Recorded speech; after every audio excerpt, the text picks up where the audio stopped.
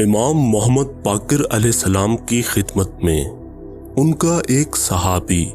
جس کا نام ابو بصیر تھا، اس نے امام محمد باقر علیہ السلام سے آ کر عرض کیا کہ اے فرزند رسول، رات کو میری داڑھ میں بے انتہا درد پیدا ہوا، جس کی وجہ سے میں رات بھر سو نہیں پایا۔ امام محمد باقر علیہ السلام نے فرمایا کہ اے ابو بصیر، جب بھی تیری داڑھ یا دانت میں درد ہو تو اس جگہ اپنا ہاتھ رکھ کر سب سے پہلے سورہ حمد یعنی سورہ فاتحہ،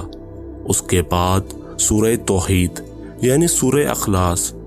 اور اس کے بعد سورہ نمل کی صرف آیت نمبر 88 کو تلاوت کر، انشاءاللہ تکلیف دور ہوگی۔